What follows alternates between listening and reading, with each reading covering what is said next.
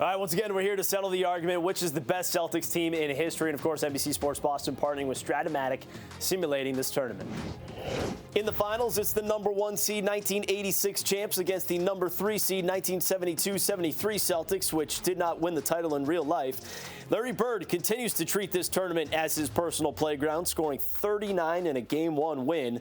The underdogs make a series of it, but ultimately 86 is too much. Bird wins tournament MVP, and Kevin McHale posts a monster double-double, 29 points, 24 rebounds in the closeout Game 6.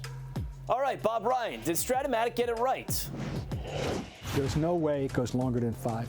This 85-86, too damn big once again. And the Walton factor is just no comparable answer for them. That's it. They're not beating this team, period. Who's guarding McHale? No. I mean, I love Paul Silas. He can't guard McHale. There's just no chance. And they have a game. They shoot well. They maybe 85-86 gets a little complacent. They're going to win, and they're going to win 5. They're not. There's no way 72-73 is going to win more than one game against this team. Period. So there you go. The 1985-86 Celtics are your tournament champs, settling the argument as the best team in franchise history. Here's a look at the final bracket. The argument is settled. The 1985-86 Celtics are crowned the best team in Celtics history, and we happen to be joined by a member of that team. Danny Ainge is with us right now. And Danny, we've been trying to settle this argument for the last week and a half or so. What was so special about that 86 team?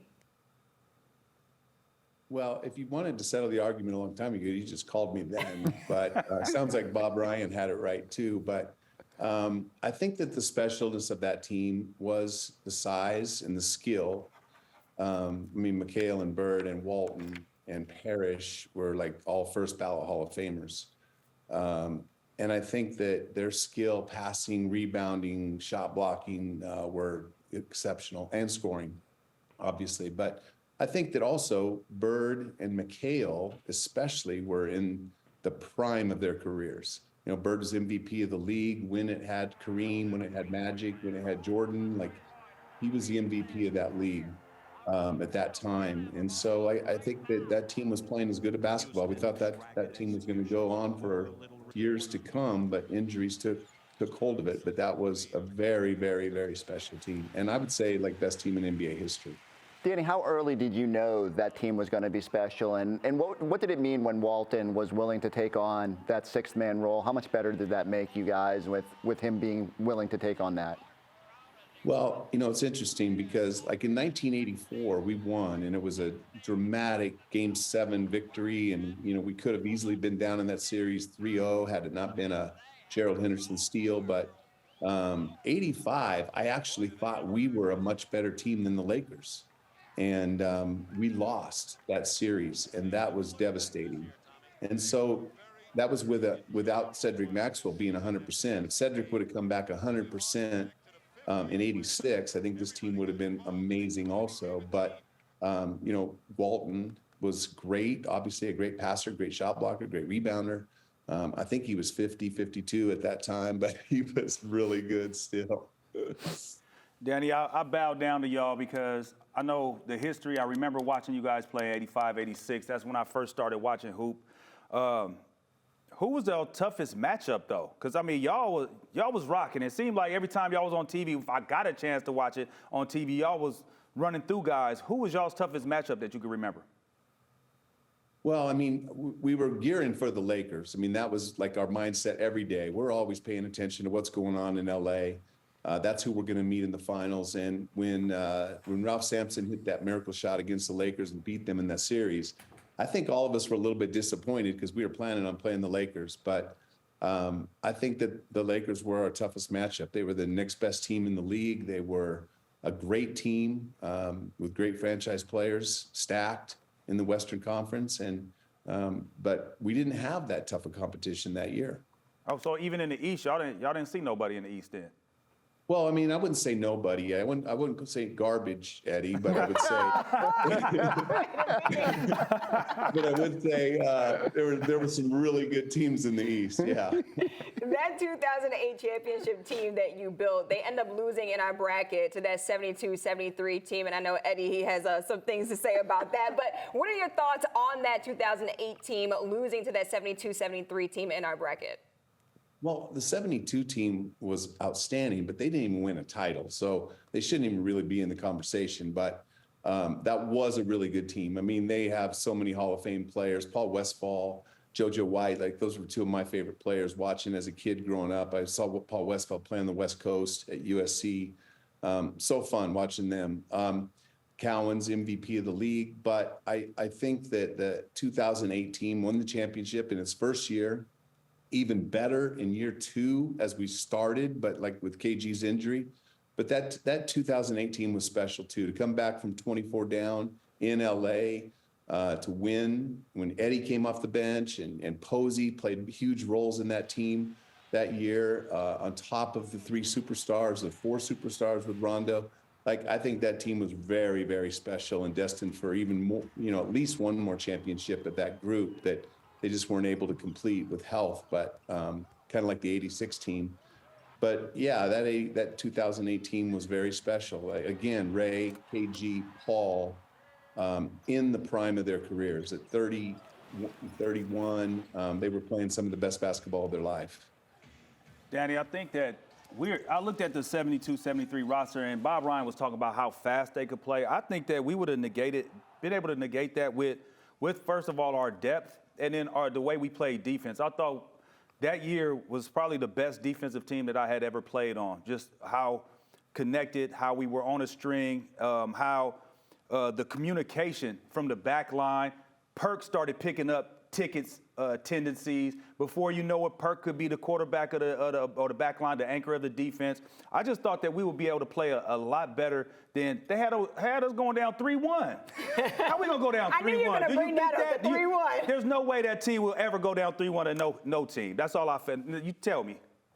I'm with you, Eddie. I'm with you. Like, you guys won the championship in your first year together, and I just think that's special in its own right. And yeah, like I said, Hall of Fame players, like the 72 team, but they didn't win a championship. I'm going with 2008 for sure. All right, let's check in on how the Celtics have fared so far this season. It's presented by TD Bank, America's most convenient bank, tied for the best record in the NBA right now, on top of the East. Not to mention the last undefeated team at home in the association this season, and only one of four teams that are top 10 in both offensive and defensive rating.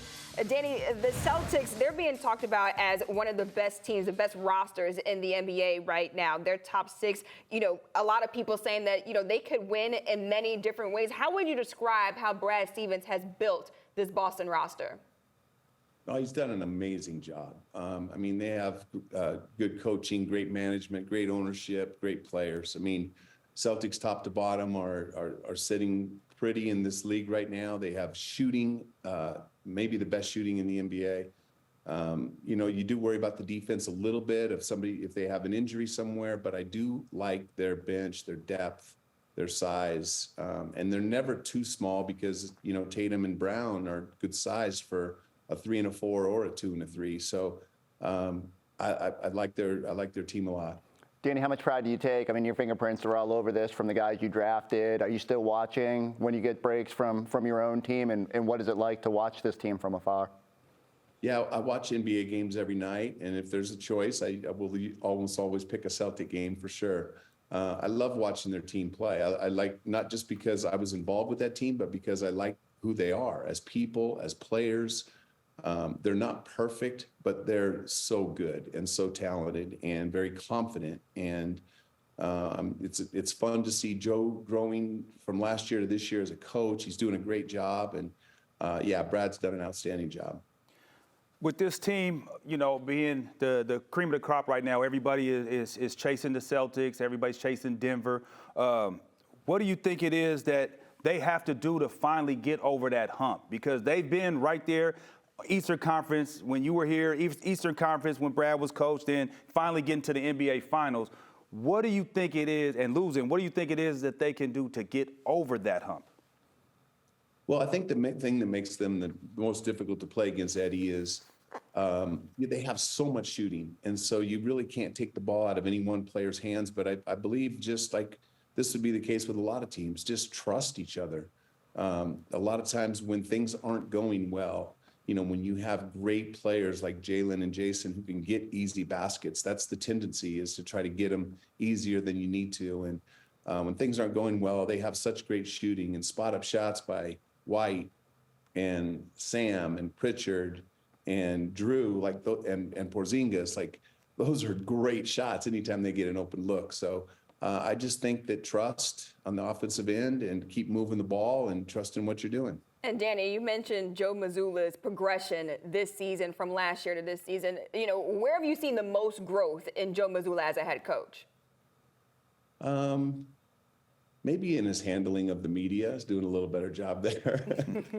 But I think Joe is a stud. He's a hard-nosed guy, and I think he's just going to get better and better for the next 5 years as a coach. I think he's good now, and he's certainly good enough for them to have great success this year, and I think he's just going to keep getting better. What's the one trait that stood out to you when you were here about Joe, or what was it that even attracted you as you were trying to fill your own head coaching vacancy out there? I think his work ethic and his intelligence.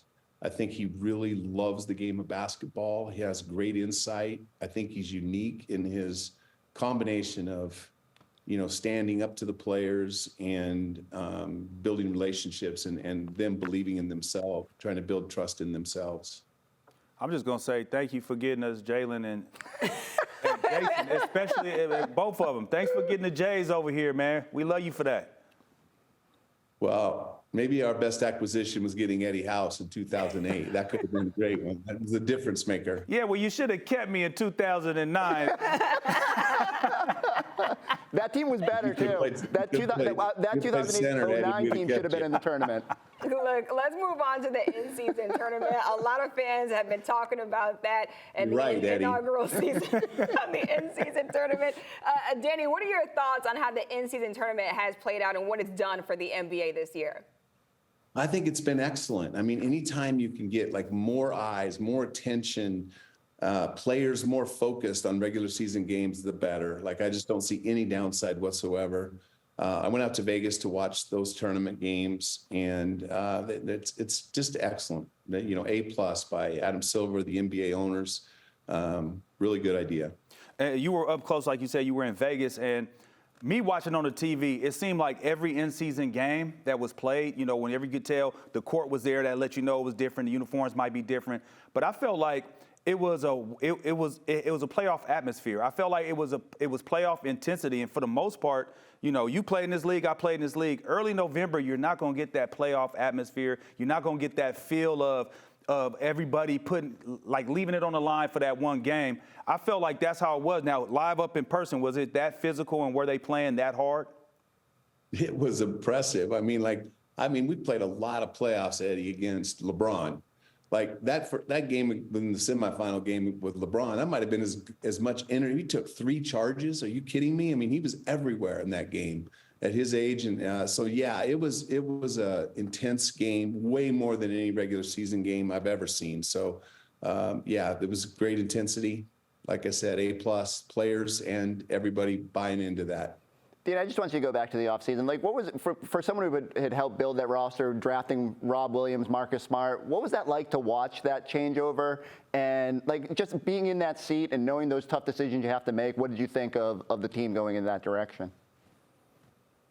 I think that there's a time to make changes. It's not always easy. It's tough. There's no guarantees that they're going to always work out. But, I